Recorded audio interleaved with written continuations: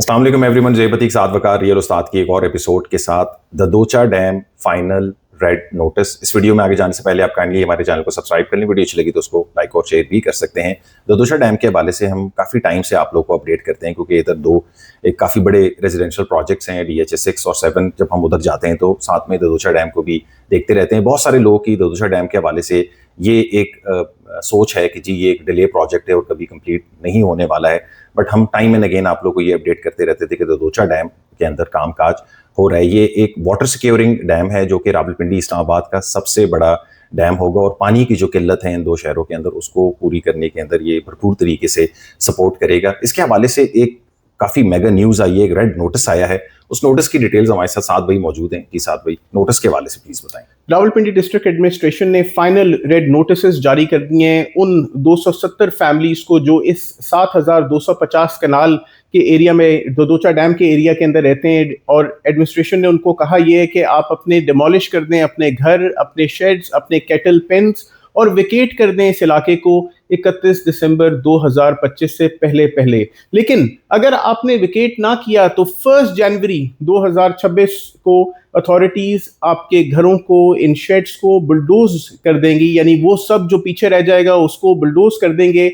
और रेजिडेंट्स ने इस नोटिस के बाद, कुछ रेजिडेंट्स ऐसे हैं कि जिन्होंने इनिशिएट कर दिया है डिमोलिश करना चीज़ों को, क्योंकि ये डैम बनना ज़रूरी है। पिंडी इस्लामाबाद की पानी की किल्लत को दूर करने वाला डैम है।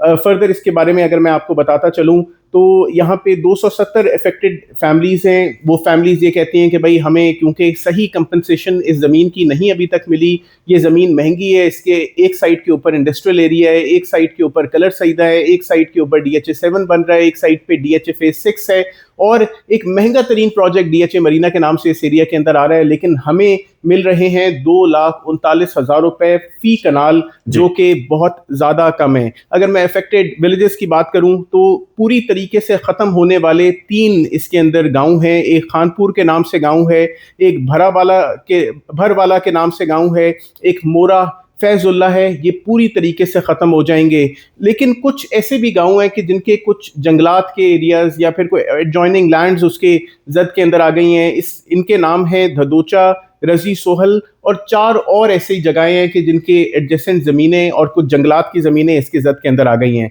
अगर मैं इस डैम के कॉस्ट ऑफ डेवलपमेंट की बात करूं, जब हम इसको 2020-21 के अंदर देख रहे थे, पढ़ रहे थे, सोच रहे समझ रहे थे, तो ये 6 अरब रुपए का बनना था उस टाइम के ऊपर। 2025 या 2026 में इनिशिएट किए जाने वाला डैम 14 अरब रुपए की लागत पे बनेगा। इसकी कंप्लीशन होगी 31 दिसंबर 2027 में, यानी 2 साल इसके ऊपर लगेंगे कि ये पिंडी इस्लामाबाद को पानी प्रोवाइड करेगा। अगर मैं इसकी कैपेसिटी की बात करूं तो ये 60,000 एकड़ फीट है, यानी 60,000 एकड़ फीट की इसकी जगह है। इसको FWO डेवलप कर रहा है और ये रोज़ाना की बुनियाद के ऊपर पिंडी इस्लामाबाद को 35 मिलियन गैलन पानी प्रोवाइड करेगा। जितने भी अफेक्टीज हैं इस गांव के या जो इस सारे सिलसिले के अंदर आ रहे हैं, वो कंपनसेशन के लिए या मार्केट वैल्यू की कंपनसेशन के लिए कहते हैं कि वो कोर्ट के अंदर दायर करेंगे अपनी अर्जी, ताकि उनको उनके हक सही तरीके से मिले। अच्छा साहब भी, ये डैम्स जो होते हैं वो किसी भी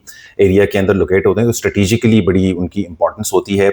ये जो स्पेसिफिक एरिया है ददोचा का, उस तरीके से अगर देखा जाए तो पॉपुलेशन के हवाले से डेंसिटी भी इधर काफ़ी ज़्यादा है, लोग रहते हैं और उसके अलावा काफ़ी मेगा किस्म के प्रोजेक्ट्स भी इस एरिया के अंदर डेवलप हो रहे हैं। और हमने टाइम एंड अगेन इन दोनों प्रोजेक्ट्स को जो है वो कवर किया है और एक सेंटीमेंट हमने क्रिएट करने की कोशिश की है कि हमेशा हम जब डैम्स देखते हैं तो लोग टूरिज्म के पॉइंट ऑफ व्यू से तो उधर बहुत ज़्यादा जाते हैं, बट हमें कोई प्रॉपर हाउसिंग उसके करीब उस तरीके से नज़र नहीं आए। अगर हम जो रावल डैम है इस्लामाबाद का, उसके इर्द गिर्द देखे तो वो बनी गाला का जो एरिया है वो काफ़ी ज़्यादा उस तरीके से फेमस हुआ हुआ है। लोगों ने बड़े बड़े उधर घर बनाए कि जी डैम के व्यू के साथ मिलेंगे। यहाँ पे हमें DHA 6, DHA 7 और मरीना का एक प्रोजेक्ट है वो भी हमें नज़र आता है। इटसेल्फ DHA 6 और 7 जो हैं ये भी काफ़ी बड़े प्रोजेक्ट्स हैं, दोनों काफ़ी डिलेड थे। ददोचा डैम भी साथ भाई इन अ लॉन्गर रन अगर देखा जाए तो ये काफ़ी ज़्यादा डिले प्रोजेक्ट रहा है, बट इवेंचुअली अब इसकी कंप्लीशन के हवाले से चीज़ें करीब आ रही हैं या डेडलाइंस आ रही हैं।